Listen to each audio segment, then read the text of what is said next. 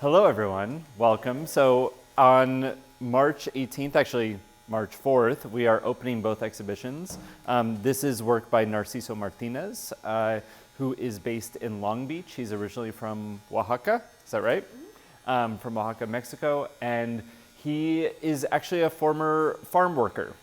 So his work is really about bridging a connection between what we are eating in our hands today back to the people that are actually making it, producing it, collecting it, and bringing it to our stores and into our homes. So it's his work is really essential about talking about these essential workers and what it means to give them representation and identity.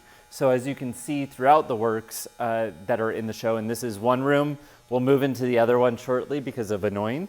And the ability to give identity to these people who oftentimes don't have an identity is a really important aspect throughout his work. You'll be able to see that there are different formats in which he presents his work, especially in this room itself. So this is our mural piece, you could say, and it's called? It's called Legal Tender. Legal Tender, thank you. So it is actually a what you might consider a legal tender. It's a bill, but it is also considering what the word to be tender is, as well as to be careful, caring of the land and the food that is picked for us all. It's also being tender and caring of the people who are picking the food themselves. So you can see a lot of the people in his imagery are friends, are people that he knows, and he's giving them a sort of voice through their image. All of the works are on produce boxes. So he goes and he finds these boxes and then he reuses them as canvases. And so that is something that is consistent throughout all of his work. The only work that would not be consistent with that would be the video piece that's behind us. And we can talk about that in just a second. But I do want to just kind of call attention to all the different people and identities that you see within these pictures, and making sure that you locate all the people who are in there. It's very important that these people are identified as workers, as people who are really supplying our food pathways. The other aspect to that is knowing that many of these people are undocumented, that they're working for really low wages, which makes it possible to have the food that we have, even though there's inflation.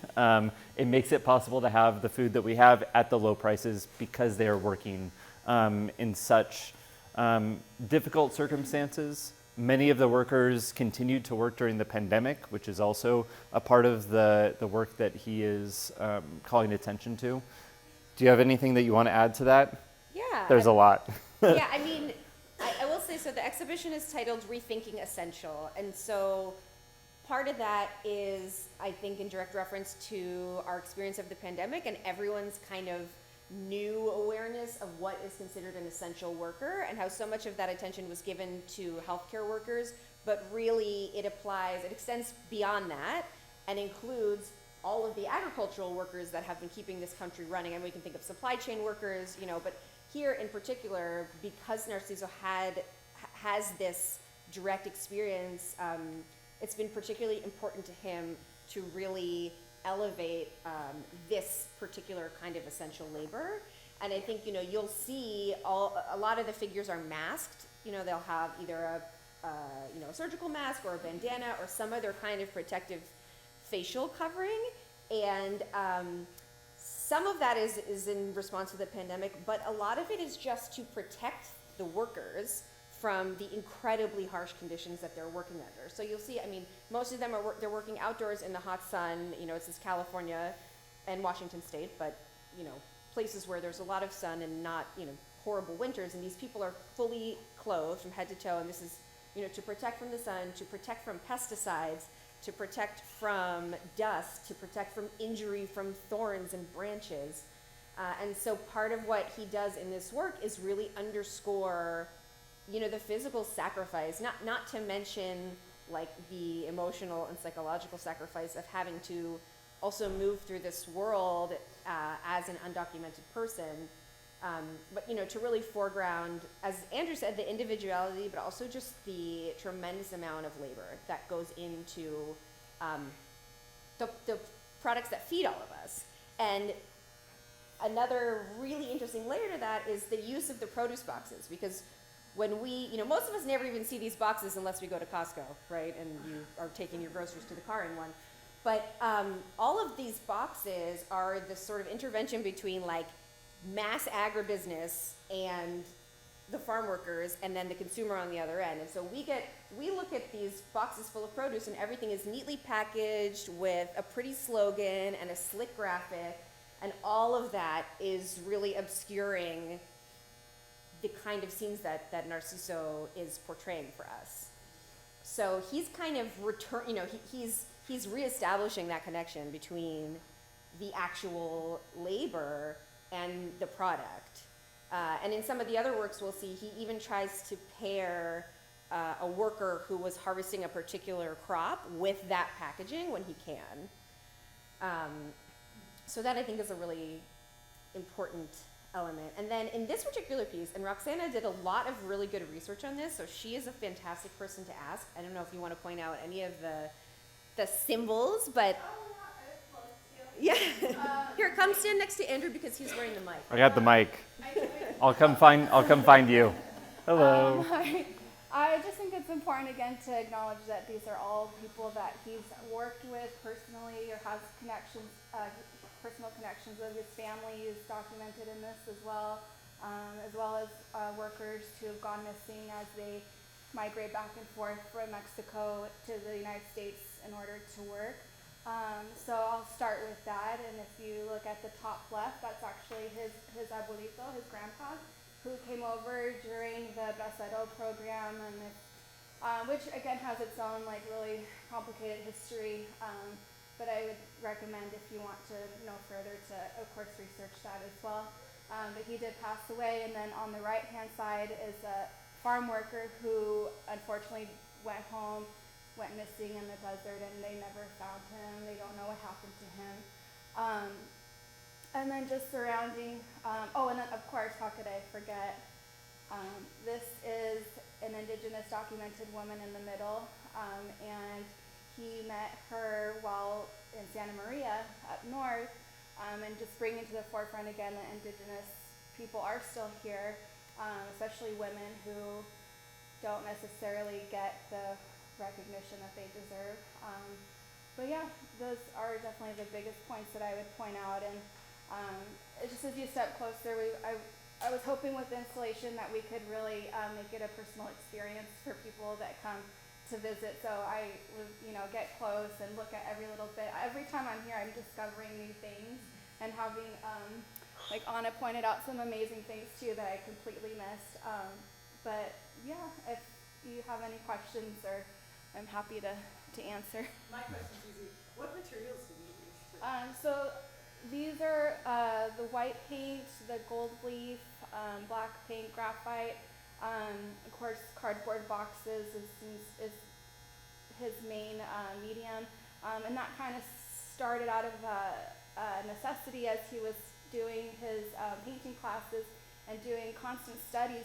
He's like, I couldn't afford to keep up buying canvases, so I started to find, I'll just cut out this bottom of this cardboard box. And then as he started collecting that, and friends started bringing works to him, and he would take it to class, and students and the teachers were like, oh my gosh, this is amazing, like the portrait of the worker on the produce box, and then thus began like his signature style.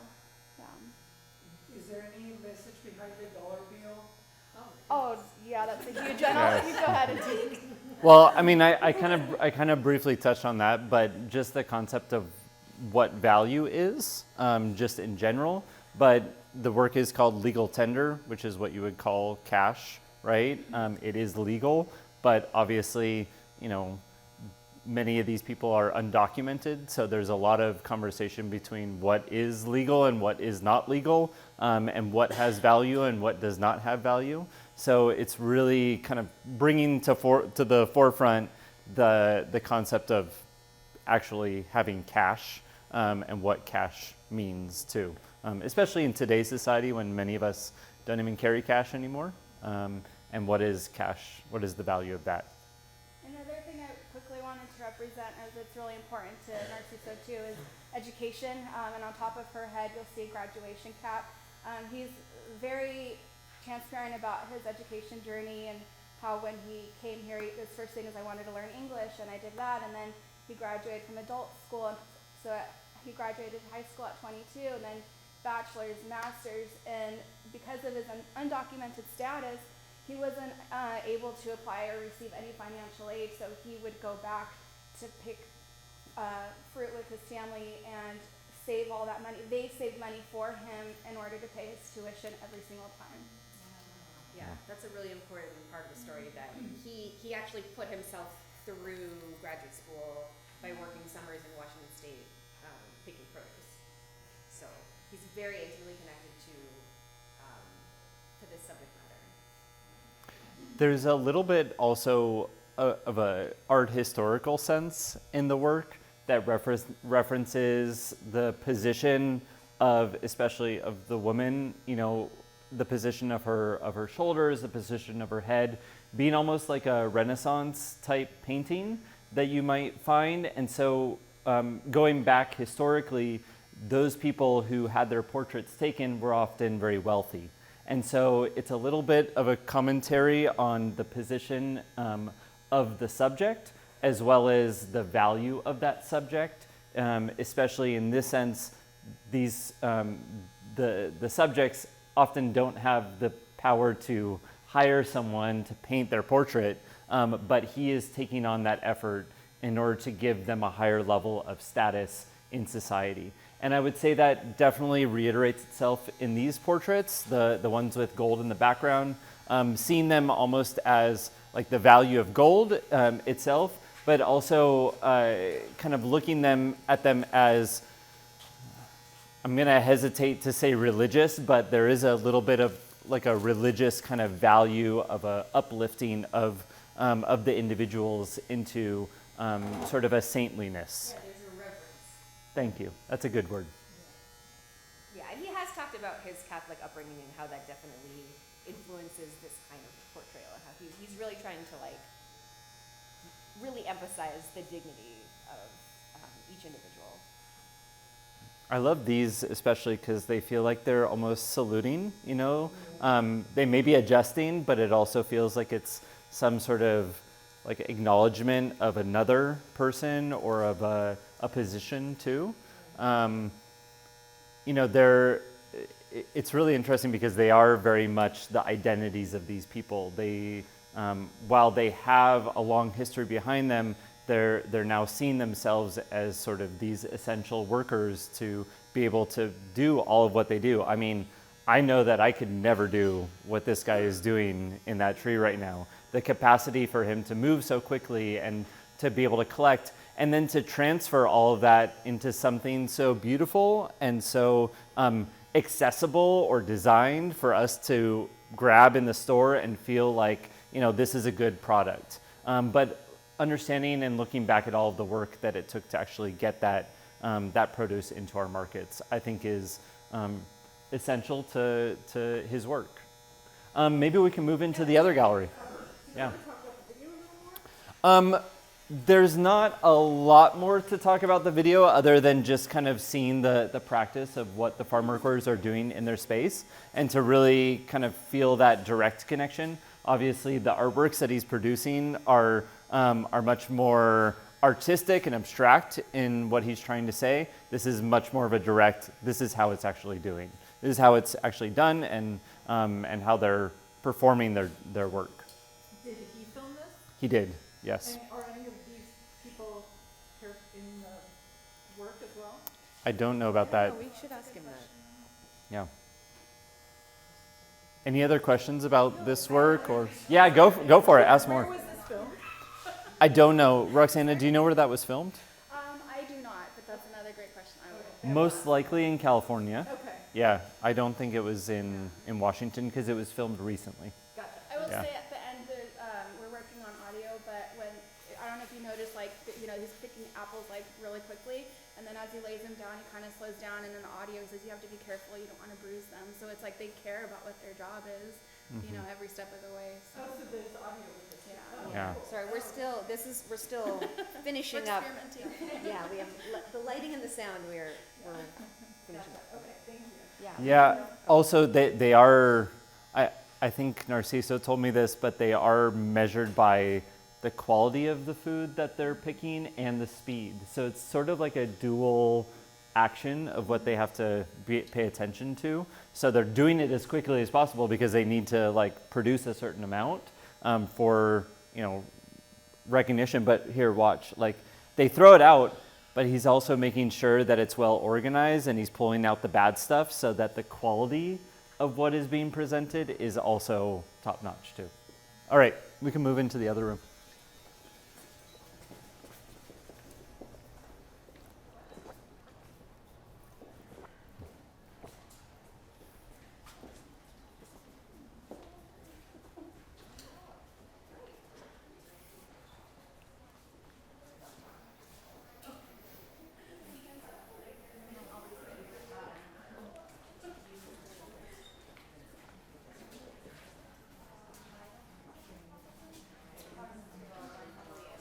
Cool. I was just at the new renovated Orange County Museum of Art. Uh-huh. And he's And got they a have- ton of his work there. Yeah, they have That's a few when I pieces. first became, yeah, I mean 3 or 4 pieces. Yeah, So that's when not anymore. They just took them down, but Oh, they did. Yeah, Oh, they it's rotated. Not part of, doesn't stay up permanently. no. It's so beautiful. So these are, there are 2 works in this room, obviously the large central piece, but there's also the pieces that are on the wall. The pieces that are on the wall are part of I don't remember if did he do them at Self-Help Graphics or, I don't remember where, but they're lithographic prints, so they're multiples and they're meant to be, I'm sorry? Linocut, thank you very much, yes. And so they are individual portraits and then placed on the backing. And as Roxana said, he tried to place did you say that? Yeah. Okay. Jordan was saying that he was trying to place the people with the Yeah, like products that they're picking. Yeah. Yeah. Do you want to talk a little bit about that? Yeah, or I was gonna see if Roxanne wanted to. 'Cause she Yeah, I'll worked on just this do really quickly. But this is actually the second printing of ghost portraits. And the ghost portraits title itself kind of plays on 2 different conversations. One is, of course, their documented status and protection. You can't really see their faces; they're hidden. And the other one is just the technical term of ghost prints, of when you print, and you have your first print, and then you go to do the second print, which carries the ink that's still left on the print. And so that's how they came around to be called ghost prints, ghost portraits. But again, these are all different people that he's known. I don't know if they're multiple, like if they're also in the mural as well. But yeah, there's 20 portraits. I guess that's it. No. Oh, Do the portraits have individual names? no. So this is it's just ghost portraits, but they're each individual works. I think they may be numbered, or I'm not even sure. Or not. Okay. But it's like in the ghost portraits in particular, one of the things, I mean, this is relevant to the other work, but particularly the ghost portraits, the idea of the sort of hooded figure and like the element of threat that we kind of associate with somebody whose face is covered, especially a male. This is something that he really wanted to sort of turn on its head, because as I mentioned in the other gallery, each of these figures is covered to protect themselves, from the hazards of their work that they do for everyone. But our tendency is to see like a hooded figure and feel like we're the ones who need protection. So that's something he's very intentionally trying to sort of flip there. We should be protecting them because Right. they're so vulnerable. Mhm. Is the background actual carton, or is it a copy, a scanned copy or something? They're collage cardboard, so it again is produce boxes, but then he also collaged like fruits and labels on top of it as well. So So is it the actual collage or is it a print of the collage? Oh, so at the back, like right here, this is the collage cardboard, and then this is the vinyl cut. Yeah, so This is actually the collage piece that he hasn't scanned it and printed it out. Is that the actual? No, the like the cardboard piece on the wall is a collage. Yes. Could you Not a print. actually lift the front piece so we can see? I don't have gloves, but I will find some. So it's an original work. So there, I think we can find out for sure if there is an edition of the prints. I'm not totally clear on that. I'll look it up. Yeah. Yeah. Yeah, and then this sculpture in the middle is titled "Friends in Freshness." And Friends in Freshness. And so and so this is another just like totally kind of gorgeous. I didn't even know either until I was condition reporting. And I typed, I was like, oh. I don't know if anybody wants to see Roxana lift the veil on those portraits so you can see the collage. I think they are original, but the print on top is a reproduced print without an addition. No. Touching any in general.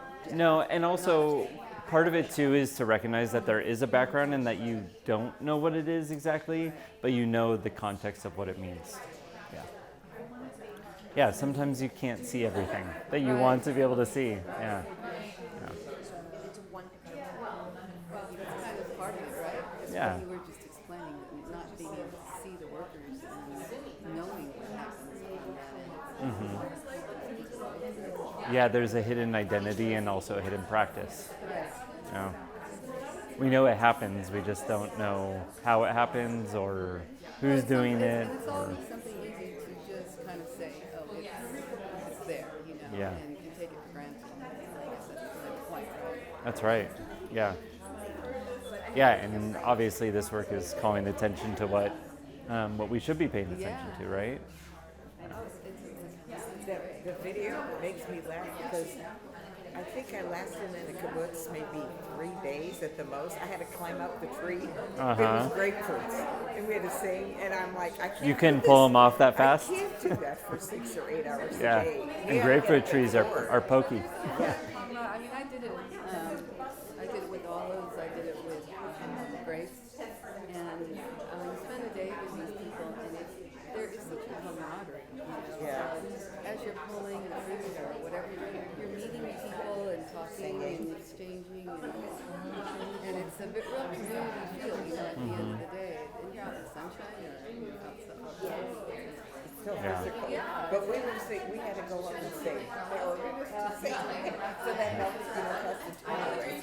And many of them are in the same position too, right? Like they all had to travel and leave their families and find ways of supporting themselves and their families.